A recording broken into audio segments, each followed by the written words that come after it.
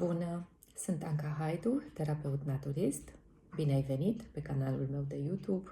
Mă bucur mult că mi urmărești materialele video despre medicina energetică, despre posibilitățile de a aplica și de a integra tehnicile și instrumentele metodei InnerWise a medicinei energetice în viața de zi cu zi. Ideea de bază din această metodă este de autonomie și de autoîmputernicire. Așa că ascultă ce spun, vezi dacă intri în rezonanță cu aceste idei și aplică-le. Deci nu ajunge numai să mă asculți, să zici da, așa e. Pune în aplicare ca să simți, ca să creezi în tine pe acel a ști. Deci un fel de spațiu interior unde ai convingerile tale pe care ți le-ai creat prin experimentare. Abordez astăzi un subiect destul de controversat.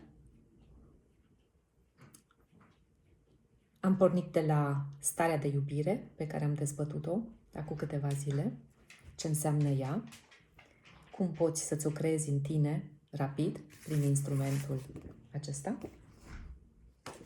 Ai un material video despre starea de iubire. Continui acum intrând într-o parte mai practică, legată mai mult de lumea fizică și nu numai. Subiectul controversat este vitamina D. De ce? Pentru că pe nedrept a numit această substanță, care este o substanță din corpul nostru, naturală, a fost numită vitamină, iar ea de fapt este un hormon. O denumim în continuare vitamina D, ca să nu ne încurcăm. Ce știm despre ea? Știm că este produsă de corpul nostru când intrăm în directă comunicare cu lumina solară. De ce zic comunicare? Pentru că nu există numai o asimilare, deci ceva care vine numai către tine și tu răspunzi. Și e foarte important să te întrebi cum comunici tu cu soarele și cu lumina lui. Pentru că așa cum ești setat în tine, așa va veni și către tine ceea ce ai de primit. Ești deschisă către soare, îl iubești, îl accepti sau ai reticențe, frici, iluzii, idei care te face să te ferești, să te închizi, pentru că astfel nu ajunge lumina soarelui la tine. Nu te pătrunde. E ca și cum ți-ai creat o suprafață falsă de apărare și va trece pe lângă tine. Aceasta este prima idee. Sunt foarte multe iluzii, tu le poți testa cu ajutorul testului kineziologic, da, nu. Ideea că soarele îmi deteriorează pielea este reală? Mie mi-este că nu. Poți să testezi și tu. Intră în privirea sferică, ca să fii cât mai degajat, obiectiv, să nu bagi subiectivitate și emoționalitate în răspuns și testează foarte curios și foarte cool. Este real? La mine iese? Nu. Ce idei mai sunt? Că soarele împătrânește pielea, o deteriorează, provoacă cancer. Așa mi iese mie. Nu e adevărat. Vezi și tu la tine cum iese. Ok, deci avem nevoie de lumina soarelui. Se mai pune întrebarea, cât de mult te expui sau intri în contact cu lumina naturală a soarelui, fără suprafețe de separare, cum ar veni geamurile. Dacă ești într-o încăpere luminoasă în care bate soarele direct, cât este de efectivă comunicarea ta cu soarele prin ferestre. Chestia asta o poți măsura ca pe un parametru. Îți imaginezi că ești într-o încăpere luminoasă, bate soarele, optim ar fi 100% asimilarea luminii solare. Deci la mine ar fi cam numai 50%. Ok, tot e bine. Să stau în fața unei ferestre prin care bate soarele, să nu trag draperia sau să dau jaluzelele în jos. Dacă ies afară și comunic direct cu soarele, crește. Dacă mă uit direct în soare, fără ochelari de soare, 100%. Pentru că noi știm că prin expunerea la soare se întâmplă ceva la nivel de piele.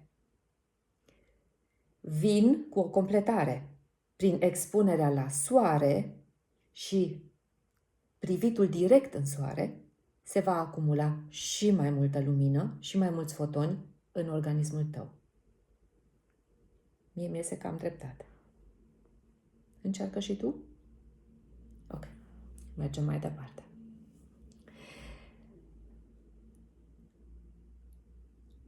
Deci lumina este absorbită de către ochi, de către piele.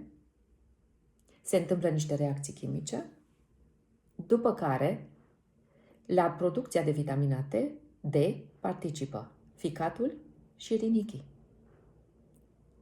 Ce înseamnă asta? Că în funcție de starea lor se va influența producția de vitamina D. Deci ai nevoie de un ficat și de rinichi fără stres. Îți fuge gândul deja la deci ca să-mi funcționeze ficatul și rinichii bine, trebuie să iau ceva, un remediu? Oprește-te, e o cale a deficitului, o cale a dependenței care te duce în ceva care nu te ajută. Nu. Ce posibilități ai? Să testezi starea organelor tale interne. Cum faci asta? Privirea sferică, după necesitate și cerință pentru binele suprem, îmi este permis să lucrez cu organele mele interne, deci cer permisiune. Ficat, îmi dai voie să te percep? Da. Dau un impuls, ficat, și testez. Fără stres. Rinichi, îmi permiteți să vă percep? Da. Rinichiul drept, fără stres. Rinichiul stâng, deja simt că se întâmplă ceva, are stres. Acum va trebui să-mi destresez rinichiul stâng. Cum fac asta? După pașii autoterapiei în InnerWise. Mă duc pe linia timpului sau în viitor sau în trecut, ajung într-un punct, se deschide o situație și văd ce s-a întâmplat de acolo. Această situație o armonizez cu ajutorul frecvențelor binefăcătoare, de exemplu culorile, colors, sau, uite aici am tămăduitorul, uite și aici avem frecvențe binefăcătoare. În momentul în care acea situație este fără stres, deci și rinichiul meu stâng care preluase o tematică la un nivel de existență din cele 8, devine și el fără stres, înseamnă că această stare se suprapune acum în prezent și când dau din nou impuls pe rinichiul stâng, va fi fără stres. Recapitulez. Eu soare, fără stres. Ochii și soarele, fără stres. Pielea și soarele, fără stres. Ficatul, fără stres. Rinichii, fără stres. Super! Deci acum este pregătit corpul meu, pe toate cele 8 niveluri de existență, să intre într-o comunicare directă cu soarele și să asimileze fotonii, lumină, care vor determina o producție bună, suficientă, de vitamina D. Vitamina D care mai departe va influența foarte mult metabolismul, deci reacțiile chimice la nivel celular, activitatea mitocondriilor, deci producția de energie vitală, starea scheletului, a oaselor, starea psihicului, deci gânduri și emoții luminoase și sistemul imunitar. Asta așa, numai pe scurt. Ce influență majoră are prezența acestui hormon în corpul nostru? Ca esență, pentru că nu este numai o substanță, hai să ne extindem un pic puterea noastră de conștientizare. Să nu mai reducem numai la o vitamină, la un hormon pe care, gata, îl înghit dintr-o sticlă sau dintr-un un preparat chimic făcut undeva într-o fabrică, nu are nimic de a face cu lumina și cu naturalul și firescul vieții, îl înghit și gata, sunt bine. Hai să extindem un pic ideile acestea Deci vitamina D ca esență, la nivel de spirit și de suflet, este principiul primordial din mine de stocare a luminii până la nivel de materie, gânduri și emoții. Deci eu am posibilitatea ca om să asimilez lumină, să o transform în materie, în oase, în celule și să folosesc această lumină, această formă de energie în mine. Asta înseamnă să fii un om strălucitor. Emani lumină, ai gânduri, emoții luminoase. Asta înseamnă că ești orientat spre soluționare, spre potențial și strălucești în tot ceea ce ești. Cum mai poți lucra cu această idee?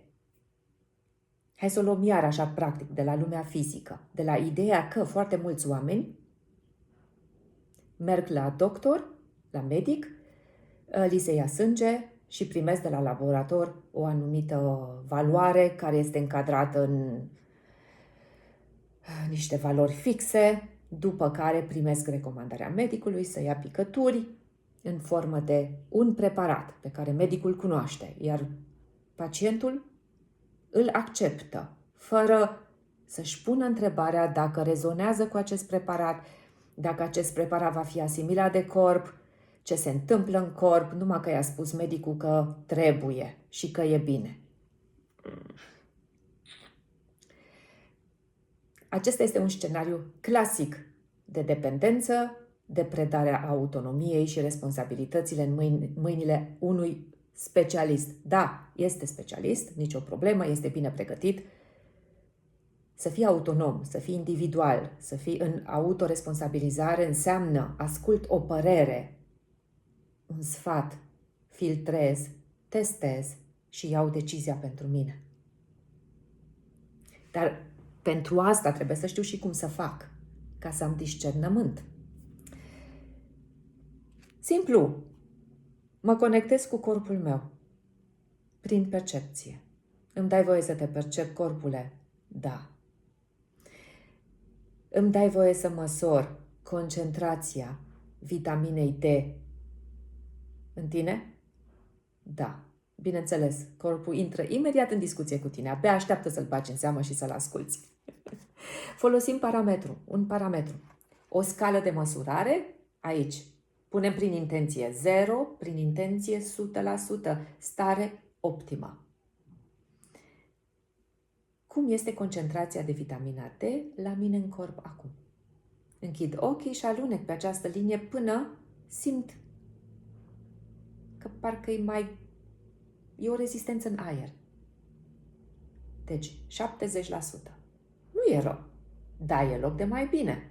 Hai să vedem acum cum influențez eu partea asta, ca să ajung la 100%. Vreau să strălucesc pe toate nivelurile de existență. Mă pot juca cu niște idei și să le testez. În ce măsură îmi influențează concentrația de vitamina D la nivel de corp. Bineînțeles, ies afară, cel puțin jumătate de oră, îmi expun fața, mâinile, capul, pielea capului la soare, îmi pun o cremă cu factor de protecție, din start îmi dă stres. Deci, asta nu este pentru mine. O săptămână întreagă, jumătate de oră, cel puțin pe zi, mă expun luminii, în funcție de cât este. Acum e toamnă, câteodată e mai mult, câteodată e mai puțin. Deja mi-a crescut. Mă uit direct în soare, câteva minute, și dacă nu pot să mă uit direct spre sau în soare, un pic lângă. Ups! Am ajuns la 100%. Acum îmi imaginez că iau în fiecare zi picături, hai să zicem într-o formă mai naturală, în formă de ulei, picături uleioase, cu vitamina D. O săptămână întreagă. Deci, eram la 70%. Ce se întâmplă când iau aceste picături? Ce zici de acest rezultat? Deci scade. De ce? Am o explicație pentru asta. Substanțele chimice, chiar dacă la bază au și ceva natural în ele, au fost fabricate într-o fabrică, au o anumită frecvență de vibrație energoinformațională care este mai joasă decât vibrația naturală. Aceste substanțe, intrând în organism, vor duce vibrația ta naturală în jos. Așa că corpul tău nu mai găsește sensul, nu mai găsește rostul să producă vitamina D. Așa se întâmplă nu numai cu această substanță, ci în general când substitui ceva, fără să te uiți dacă ești compatibil, dacă intri în rezonanță cu acel preparat, dacă îl suporți, dacă poți să-l asimilezi și ce se întâmplă cu producția proprie de substanțe la nivel de corp. Deci, pentru mine, picăturile sau preparatele care conțin vitamina D nu sunt bune. Rămâne la latitudinea ta să testezi pentru tine și să decizi. Acum știi cum. O altă idee de unde poți procura vitamina D din plante, fructe, legume care au avut de-a face direct cu soarele. Deci au înmagazinat în materie, atomi și molecule, lumina solară. Poți mânca carne de la animale care au fost hrănite cu aceste plante și care și ele au avut contact cu lumina solară. Pentru că ceea ce îți livrează ele prin carnea lor, deci la nivel de aminoacizi și grăsime, aceste molecule conțin și ele stocată lumină. Uite așa, poți să-ți influențezi concentrația de vitamina D la nivel de corp, o poți și testa. Deci, astăzi am testat 70%. Mă duc o săptămână întreagă afară la plimbare, fără să mă încremuiesc. Mă uit direct în soare de câteva ori pe zi ca să-mi crească nivelul de hormoni de fericire, pornind de la epifiză, deci lumina acumulată prin ochi influențează direct epifiza. În epifiză se produc serotonină și melatonină și epifiza influențează direct sistemul hormonal. Ți-am mai spus acum o idee importantă dacă vrei să lucrezi pe sistemul hormonal și indirect și producția de vitamina D în corp. Mănânc cât mai multe legume, fructe și plante verzi, salată ceapă verde și așa mai departe, care au fost culese de un timp scurt, direct din grădină și nu din solariu și aduse de nu știu de pe unde.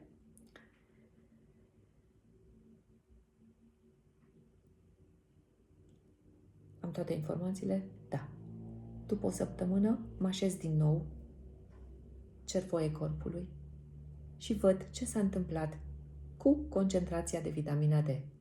A crescut, s-a îmbunătățit, pentru că astfel am o dovadă pentru mine, da, a crescut, mă simt și mai bine, poate am gânduri, emoții mai luminoase, mai optimiste, dorm mai bine, am chef să mă mișc mai mult, să fac sport pentru că simt vitalitatea cum e peste tot în corpul meu și în felul acesta mă verific pe mai multe planuri și ajung la un rezultat bun pentru sănătatea mea, pentru starea de bine. Astfel pot să țin și mai bine această stare de iubire până la nivel de biochimie în corp și sunt și autonomă și auto-împuternicită, pentru că pot să lucrez pentru starea de bine și de sănătate. Astea au fost ideile pentru astăzi. Eu zic că un subiect controversat se transformă în claritate dacă știi cum îl abordezi. Poți să iei o decizie prin discernământ obiectiv, astfel că ai rezultate bune pentru tine, oricând și oriunde. Asta este medicina energetică. Acestea sunt tehnicile și instrumentele InnoWise aplicabile, integrabile în viața de zi cu zi pentru oricine.